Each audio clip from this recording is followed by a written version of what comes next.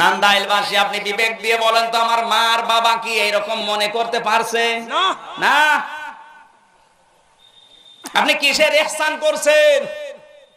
বিশ্ববিদ্যালয়ে থাকাকালীন এক বন্ধু, এত গরিবের ছেলে, ও গণিতে পড়তো, মাস্টার্সে পরীক্ষা দেবে, টাকা নেই।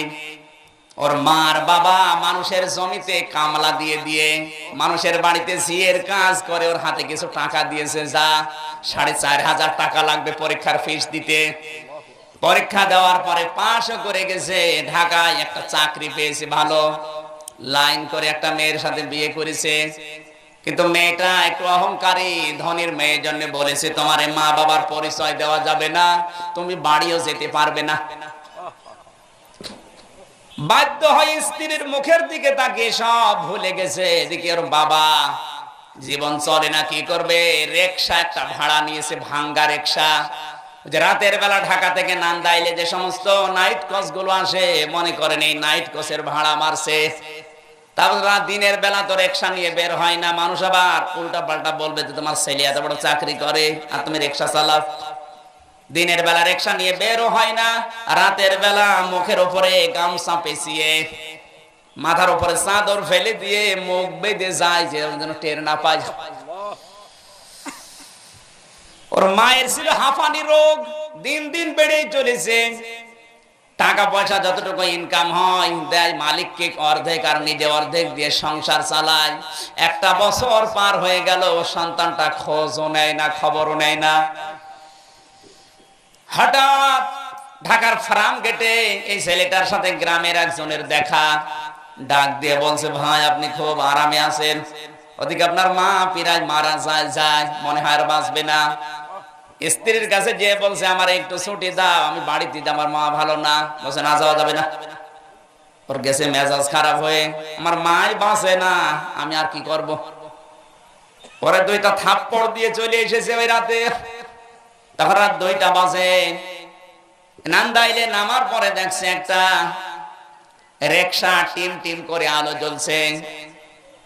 সবাই যখন একটা একটা করে নামে, ও নামার পরে ডাক দিয়েছে, এই খালি এদিকে আয়। কাছে যে দেখে ওর সন্তান। পরিচয় দিলে এতগুলো মানুষের সামনে অপমান হবে, যেন কথা বলতে পারে না। মাথা নিচু করে বলছে, স্যার আপনি যাবেন কোথায়?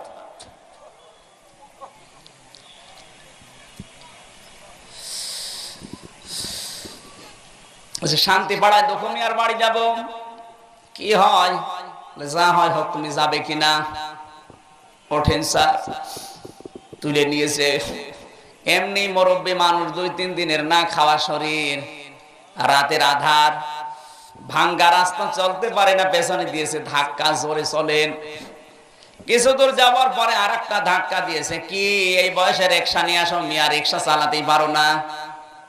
কিছু দূর যাওয়ার পরে এমন ধাক্কা দিয়েছে, মুরব্বী গেছে পড়ে, রাস্তার উপরে পড়ে একটা দাঁত ভেঙে গেছে।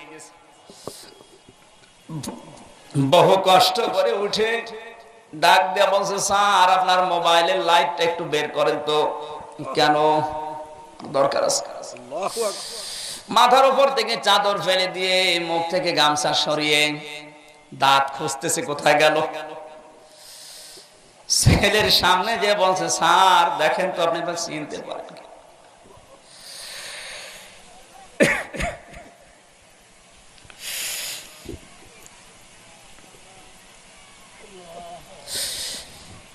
তোকে স্যার বানাতে গিয়ে আমার জীবন নষ্ট হয়ে গেছে।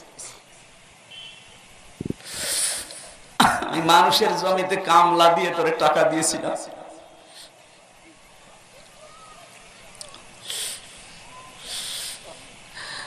তোর মা 3 দিন পড়ে আছে অসুস্থ, আমি ঔষধের টাকা জোগাড় করতে পারি না।